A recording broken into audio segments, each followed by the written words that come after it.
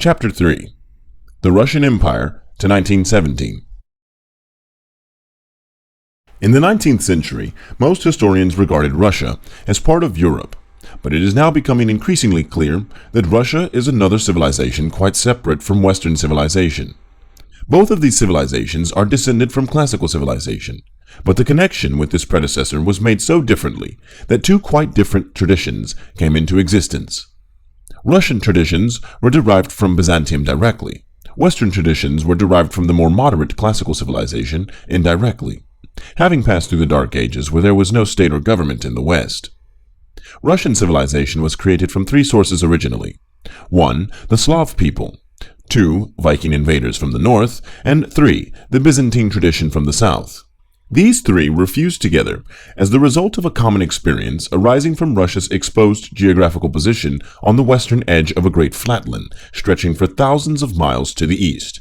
This flatland is divided horizontally into three zones, of which the most southern is open plain, while the most northern is open bush and tundra. The middle zone is forest. The southern zone, or steppes, consists of two parts. The southern is a salty plain, which is practically useless, while the northern part, next to the forest, is the famous Black Earth region of rich agricultural soil.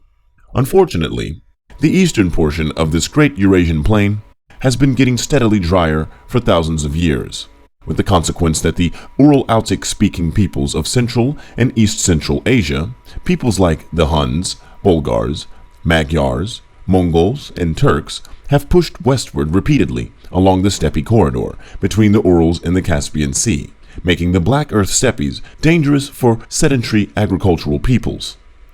The Slavs first appeared more than 2,000 years ago as a peaceful, evasive people with an economy based on hunting and rudimentary agriculture in the forests of eastern Poland.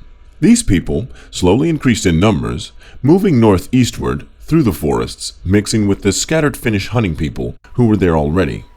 About AD 700 or so, the Northmen, whom we know as Vikings, came down from the Baltic Sea by way of the rivers of Eastern Europe and eventually reached the Black Sea and attacked Constantinople.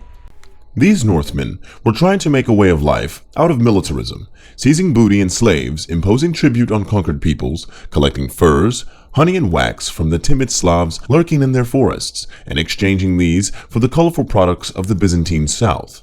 In time, the Northmen set up fortified trading posts along their river highways, notably at Novgorod in the north, at Smolensk in the center, and at Kiev in the south.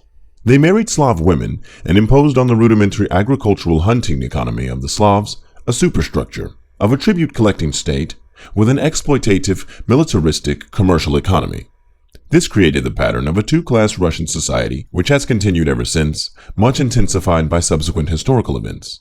In time, the ruling class of Russia became acquainted with Byzantine culture. They were dazzled by it and sought to import it into their wilderness domains in the north. In this way they imposed on the Slav peoples many of the accessories of the Byzantine Empire, such as Orthodox Christianity, the Byzantine alphabet, the Byzantine calendar, the use of domed ecclesiastical architecture, the name Tsar, or Caesar, for their ruler, and innumerable other traits. Most important of all, they imported the Byzantine totalitarian autocracy, under which all aspects of life, including political, economic, intellectual, and religious, were regarded as departments of government under the control of an autocratic ruler. These beliefs were part of the Greek tradition and were based ultimately on Greek inability to distinguish between state and society. Since society includes all human activities, the Greeks had assumed that the state must include all human activities. In the days of classical Greece, this all-inclusive entity was called the polis, a term which meant both society and state. In the later Roman period, this all-inclusive entity was called the imperium. The only difference was that the polis was sometimes, as in Pericles' Athens about 450 BC, democratic, while the imperium was always a military autocracy. Both were totalitarian, so that religion and economic life were regarded as spheres of governmental activity. This totalitarian autocratic tradition was carried on to the Byzantine Empire and passed from it to the Russian state in the north and to the later Ottoman Empire in the south. In the north, This Byzantine tradition combined with the experience of the Northmen to intensify the two-class structure of Slav society. In the new Slav, or Orthodox civilization, this fusion, fitting together the Byzantine tradition and the Viking tradition, created Russia. From Byzantium came autocracy and the idea of the state as an absolute power and as totalitarian power, as well as such important applications of these principles as the idea that the state should control thought and religion, that the church should be a branch of the government, that law is an enactment of the state, and that the ruler is semi-divine. From the Vikings came the idea that the state is a foreign importation, based on militarism and supported by booty and tribute, that economic innovations are the function of the government, that power rather than law is the basis of social life, and that society, with its people and its property, is the private property of a foreign ruler. These concepts of the Russian system must be emphasized because they are so foreign to our own traditions. In the West, the Roman Empire, which continued in the East as the Byzantine Empire, disappeared in 476, and although many efforts were made to revive it, there was clearly a period about 900 when there was no empire, no state, and no public authority in the West. The state disappeared, yet society continued, so also religious and economic life continued. This clearly showed that the state and society were not the same thing, that society was the basic entity, and that the state was a crowning, but not essential, cap to the social structure. This experience had revolutionary effects. It was discovered that man can live without a state. This became the basis of Western liberalism. It was discovered that the state, if it exists, must serve men, and that it is incorrect to believe that the purpose of men is to serve the state. It was discovered that economic life, religious life, law, and private property can all exist and function effectively without a state. From this emerged laissez-faire, separation of church and state, rule of law, and the sanctity of private property. In Rome, in Byzantium, and in Russia, law was regarded as an enactment of a supreme power. In the West, when no supreme power existed, it was discovered that law still existed as the body of rules which governed social life. Thus law was found by observation in the West, not enacted by autocracy as in the East. This meant that authority was established by law and under the law in the West, while authority was established by power and above the law in the East. The West felt that the rules of economic life were found and not enacted. The individuals had rights independent of and even opposed to public authority. That groups could exist, as the church existed, by right and not by privilege, and without the need to have any charter or incorporation entitling them to exist as a group or act as a group. That groups or individuals could own property as a right and not as a privilege, and that such property could not be taken by force, but must be taken by established process of law. It was emphasized in the West that the way a thing was done was more important than what was done, while in the East, what was done was far more significant than the way in which it was done. There was also another basic distinction between Western civilization and Russian civilization. This was derived from the history of Christianity. This new faith came into classical civilization from Semitic society. In its origin, it was a this-worldly religion, believing that the world and the flesh were basically good, and at least filled with good potentialities, because both were made by God. The body was made in the image of God. God became man in this world with a human body to save men as individuals and to establish peace on earth. The early Christians intensified this worldly tradition, insisting that salvation was possible only because God lived and died in a human body, in this world, that the individual could be saved only through God's help, grace, and by living correctly in this body, on this earth, good works, that there would be, someday, a millennium on this earth, and that at that last judgment there would be a resurrection of the body and life everlasting. In this way, the world of space and time, which God had made at the beginning with the statement, "It was good," Book of Genesis, would at the end be restored to its original condition. This optimistic, this worldly religion was taken into classical civilization at a time when the philosophic outlook of that society was quite incompatible with the religious outlook of Christianity. The classical philosophic outlook, which we might call Neoplatonic, was derived from the teachings of Persian Zoroastrianism, Pythagorean rationalism, and Platonism. It was dualistic, dividing the universe into two opposed worlds, the world of matter and flesh, and the world of spirit and ideas. The former world was changeable, unknowable, illusionary, and evil. The latter world was eternal, knowable, real, and good. Truth to these people could be found by the use of reason and logic alone, not by use of the body or the senses, since these were prone to error and must be spurned. The body, as Plato said, was the tomb of the soul. Thus, the classical world into which Christianity came about, AD 60, believed that the world and the body were unreal, unknowable, corrupt, and hopeless, and that no truth or success could be found by the use of the body, the senses, or matter. A small minority, derived from Democritus and the early Ionian scientists through Aristotle, Epicurus, and Lucretius, rejected the Platonic dualism, preferring materialism as an explanation of reality. These materialists were equally incompatible with the new Christian religion. Moreover, even the ordinary citizen of Rome had an outlook whose implications were not compatible with the Christian religion. To give one simple example, while the Christians spoke of a millennium in the future, the average Roman continued to think of a golden age in the past, just as Homer had. As a consequence of the fact that Christian religion came into a society with an incompatible philosophic outlook, the Christian religion was ravaged by theological and dogmatic disputes and shot through with otherworldly heresies. In general, these heresies felt that God was so perfect and so remote, and man was so imperfect and such a worm, that the gap between God and man could not be bridged by any act of man, that salvation depended on grace rather than on good works, and that if God ever did so lower himself as to occupy a human body, this was not an ordinary body, and that, accordingly, Christ could be either true God or true man, but could not be both. This point of view was opposed by the Christian fathers of the Church, not always successfully, but in the decisive battle at the First Church Council held at Nicaea in 325, the Christian point of view was enacted into the formal dogma of the Church. Although the Church continued to exist for centuries thereafter in a society whose philosophic outlook was ill-adapted to the Christian religion and obtained a compatible philosophy only in the medieval period, the basic outlook of Christianity reinforced the experience of the Dark Ages to create the outlook of Western civilization. Some of the elements of this outlook, which were of great importance, were the following. 1. The importance of the individual, since he alone is saved. 2. The potential goodness of the material world and of the body. 3. The need to seek salvation by use of the body and the senses in this world, good works. 4. Faith in the reliability of the senses, which contributed much to Western science. 5. Faith in the reality of ideas, which contributed much to Western mathematics.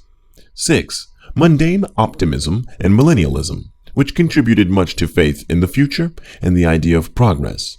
7. The belief that God, and not the devil, reigns over this world by a system of established rules, which contributed much to the ideas of natural law, natural science, and the rule of law. These ideas, which became part of the tradition of the West, did not become part of the tradition of Russia. The influence of Greek philosophic thought remained strong in the East. The Latin West before 900 used a language which was not, at that time, fitted for abstract discussion, and almost all the dogmatic debates which arose from the incompatibility of Greek philosophy and Christian religion were carried on in the Greek language and fed on the Greek philosophic tradition. In the West, the Latin language reflected a quite different tradition. Based on the Roman emphasis on administrative procedures and ethical ideas about human behavior to one's fellow man.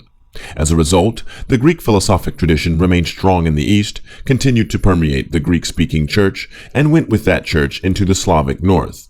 The schism between the Latin church and the Greek church strengthened their different points of view, the former being more this-worldly, more concerned with human behavior and continuing to believe in the efficacy of good works, while the latter was more otherworldly, more concerned with God's majesty and power, and emphasized the evilness and weakness of the body in the world and the efficacy of God's grace. As a result, the religious outlook, and accordingly the world outlook of Slav religion and philosophy, developed in quite a different direction from that in the West. The body, this world, pain, personal comfort, and even death were of little importance. Man could do little to change his lot. which was determined by forces more powerful than he. Resignation to fate, pessimism, and a belief in the overwhelming power of sin and of the devil dominated the East. To this point, we have seen the Slavs formed into Russian civilization as a result of several factors. Before we go on, we should perhaps recapitulate. The Slavs were subjected at first to the Viking exploitative system. These Vikings copied Byzantine culture and did it very consciously, in their religion, in their writing, in their state, in their laws, in art, architecture, philosophy, and literature. These rulers were outsiders who innovated all the political, religious, economic, and intellectual life of the new civilization. There was no state. Foreigners brought one in. There was no organized religion. One was imported from Byzantium and imposed on the Slavs. The Slav economic life was on a low level, a forest subsistence economy with hunting and rudimentary agriculture. On this, the Vikings imposed an international trading system. There was no religious philosophic outlook. The new state-church superstructure imposed on the Slavs an outlook derived from Greek dualistic idealism. And finally, the East never experienced a Dark Ages to show it that society is distinct from the state and more fundamental than the state. This summary brings Russian society down to about 1200. In the next 600 years, new experiences merely intensified the Russian development. These experiences arose from the fact that the new Russian society found itself caught between the population pressures of the raiders from the steppes to the east and the pressure of the advancing technology of Western civilization. The pressure of the Ural Altic speakers from the eastern steppes culminated in the Mongol Tartar invasion after 1200. The Mongols conquered Russia and established a tribute-gathering system which continued for generations. Thus, there continued to be a foreign, exploiting system imposed over the Slav people. In time, the Mongols made the princes of Moscow their chief tribute collectors for most of Russia. A little later, the Mongols made a court of highest appeal in Moscow, so that both money and judicial cases flowed to Moscow. These continued to flow even after the princes of Moscow, 1380, led the successful revolt which ejected the Mongols. As the population pressure from the east decreased, the technological pressure from the west increased after 1500. By Western technology, we mean such things as gunpowder and firearms, better agriculture, counting and public finance, sanitation, printing, and the spread of education. Russia did not get the full impact of these pressures until late, and then from secondary sources, such as Sweden and Poland, rather than from England or France. However, Russia was hammered out between the pressures from the east and those from the west. The result of this hammering was the Russian autocracy, a military tribute-gathering machine superimposed on the Slav population. The poverty of this population made it impossible for them to get firearms or any other advantages from Western technology. Only the state had these things, but the state could afford them only by draining wealth from the people. This draining of wealth from below upward provided arms and Western technology for the rulers, but kept the ruled too poor to obtain these things, so that all power was concentrated at the top. The continued pressure from the West made it impossible for the rulers to use the wealth that accumulated in their hands to finance economic improvements, which might have raised the standards of living of the ruled, since this accumulation had to be used to increase Russian power rather than Russian wealth. As a consequence, a pressure downward increased and the autocracy became more autocratic. In order to get a bureaucracy for the army and for government service, the landlords were given personal powers over the peasants, creating a system of serfdom in the East, just at the time that medieval serfdom was disappearing in the West. Private property, personal freedom, and direct contact with the state, for taxation or for justice, was lost to the Russian serfs. The landlords were given these powers so that the landlords would be free to fight and willing to fight for Moscow or to serve in Moscow's autocracy. By 1730, the direct pressure of the West upon Russia began to weaken somewhat because of the decline of Sweden, of Poland, and of Turkey, while Prussia was too occupied with Austria and with France to press very forcibly on Russia. Thus the Slavs, using an adopted Western technology of a rudimentary character, were able to impose their supremacy on the peoples to the east. The peasants of Russia, seeking to escape from the pressures of serfdom in the area west of the Urals, began to flee eastward, and eventually reached the Pacific. The Russian state made every effort to stop this movement, because it felt that the peasants must remain to work the land and pay taxes if the landlords were to be able to maintain the military autocracy, which was considered necessary. Eventually, the autocracy followed the peasants eastward, and Russian society came to occupy the whole of northern Asia. As the pressure from the east and the pressure from the west declined, the autocracy, inspired perhaps by powerful religious feelings, began to have a bad conscience toward its own people. At the same time, it still sought to westernize itself. It became increasingly clear that this process of westernization could not be restricted to the autocracy itself, but must be extended downward to include the Russian people. The autocracy found in 1812 that it could not defeat Napoleon's army without calling on the Russian people.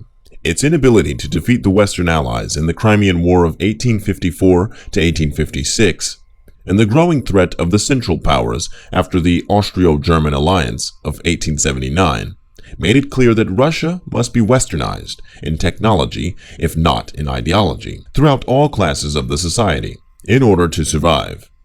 This meant, very specifically, that Russia had to obtain the agricultural revolution and industrialism. But these in turn required that ability to read and write be extended to the peasants, and that the rural population be reduced and the urban population be increased. These needs, again, meant that serfdom had to be abolished, and that modern sanitation had to be introduced. Thus, one need led to another, so that the whole society had to be reformed. In typically Russian fashion, all these things were undertaken by government action. But, as one reform led to another, it became a question whether the autocracy and the landed upper classes would be willing to allow the reform movement to go so far as to jeopardize their power and privileges. For example, the abolition of serfdom made it necessary for the landed nobility to cease to regard the peasants as private property, whose only contact with the state was through themselves. Similarly, industrialism and urbanism would create new social classes of bourgeoisies and workers. These new classes inevitably would make political and social demands very distasteful to the autocracy and the landed nobility. If the reforms led to demands for nationalism, how could a dynastic monarchy, such as the Romanov autocracy, yield to such demands without risking the loss of Finland, Poland, the Ukraine, or Armenia? As long as the desire to westernize and the bad conscience of the upper classes worked together, reform advanced. But as soon as the lower classes began to make demands, reaction appeared. On this basis, the history of Russia was an alternation of reform and reaction from the 18th century to the Revolution of 1917. Peter the Great, 1689 to 1725, and Catherine the Great, 1762 to 1796, were supporters of westernization and reform.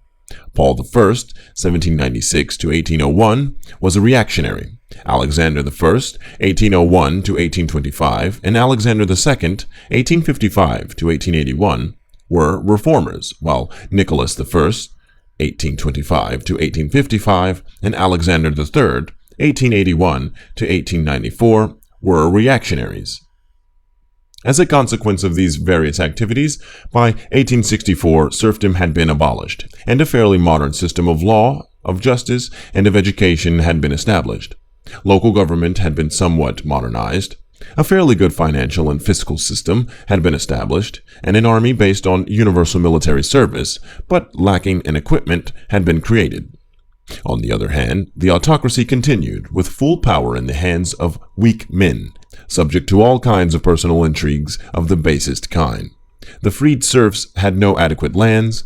The newly literate were subject to a ruthless censorship, which tried to control their reading, writing, and thinking.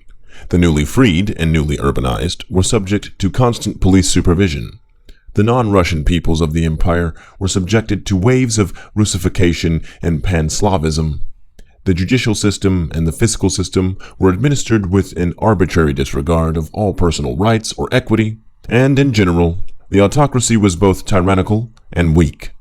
The first period of reform in the 19th century, that under Alexander I, resulted from a fusion of two factors: the conscience-stricken gentry and the westernizing autocracy. Alexander himself represented both factors. As a result of his reforms, and those of his grandmother, Catherine the Great, even earlier, There appeared in Russia, for the first time, a new educated class, which was wider than the gentry, being recruited from sons of Orthodox priests or of state officials, including army officers, and, in general, from the fringes of the autocracy and the gentry.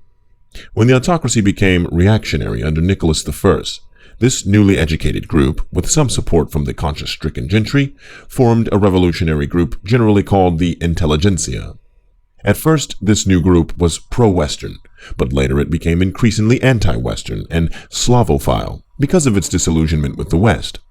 In general, the Westernizers argued that Russia was merely a backward and barbaric fringe of Western civilization, that it had made no cultural contribution of its own in its past, and that it must pass through the same economic, political, and social developments as the West. The Westernizers wished to speed up these developments. The Slavophiles insisted that Russia was an entirely different civilization from Western civilization, and was much superior because it had a profound spirituality, as contrasted with Western materialism. It had a deeper rationality and intimate touch with vital forces and simple living virtues, in contrast to Western rationality, artificiality, and hypocrisy. And it had its own native form of social organization, the peasant village, commune, providing a fully satisfying social and emotional life, in contrast to Western frustration of atomistic individualism and sordid cities, and that a socialist society could be built in Russia out of the simple self-governing cooperative peasant commune without any need to pass along the Western route marked by industrialism, bourgeoisie supremacy, or parliamentary democracy. As industrialism grew in the West in the period 1830 to 1850, the Russian Westernizers like P.Y. Chedadyev, 1793 to 1856, and Alexander Herzen, 1812 to 1870, became increasingly disillusioned with the West, especially with its urban slums, factory system, social disorganization, middle-class money-grubbing, and pettiness, its absolutist state, and its advanced weapons. Originally, Westernizers in Russia had been inspired by French thinkers, while the Slavophiles had been inspired by German thinkers like Schelling and Hegel, so that the shift from Westernizers to Slavophiles marked a shift from French to Germanic teachers.